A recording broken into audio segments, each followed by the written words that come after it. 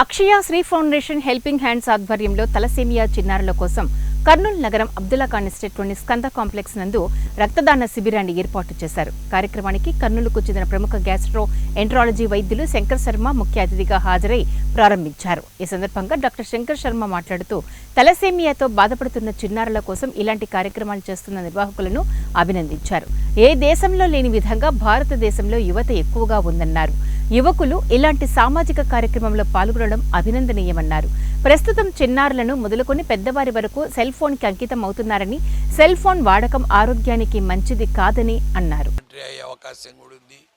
మనకున్నంత youth force demographic dividend అంటారు, వాళ్ళు ఏ కంట్రీకి లేదు.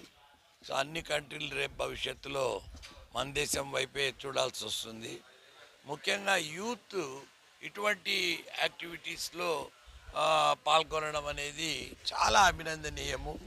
ఎందుకంటే ప్రతి ఒక్క పిల్లలు, చిన్నపిల్లలు మొదలుకొని పెద్దవాళ్ళ వరకు స్మార్ట్ ఫోన్, సెల్ ఫోన్కు బానిసయ్యి వాళ్ళ ఆరోగ్యాలు చెడగొట్టుకుంటున్నారు. ఆ స్మార్ట్ ఫోన్ అనేది ఒక ఆటం బాంబు, హైడ్రోజన్ బాంబు, వాటికన్నా ప్రమాదకరమైంది. ఎంతవరకు వాడాలనో అంతవరకు వాడాలి. బంగారు కత్తి ఉందని మెడగోసుకోకూడదు.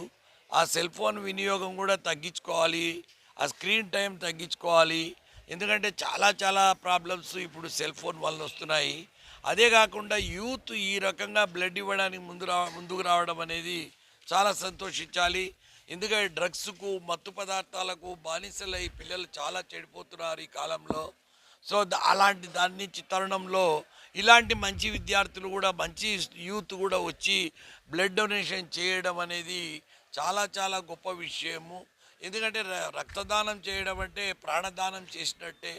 మణిబాబును చూసి మనం అందరూ గర్వించాలి. ఆయన ఒక ఫౌండేషన్ను ఇక్కడ క్రియేట్ చేసి రవికాంత్ సార్ గారి యొక్క హెల్ప్ తీసుకొని ఈ కార్యక్రమాన్ని చేపట్టడం అనేది మనం అంతా అభినందించాల్సిన విషయము. ఇక్కడ అమ్మాయిలు కూడా చాలామంది ఉన్నారు, వాలంటీర్సు. సో ఒక వాలంటీర్లుగా రావడం అనేది కూడా వాళ్ళను మనము చాలా అప్రిషియేట్ చేయాలి. ఎందుకంటే స్వచ్ఛంద సేవా సంస్థలు డెవలప్ అయినప్పుడే ఆటోమేటిక్గా ఆ కంట్రీ కూడా డెవలప్ అవుతుంది.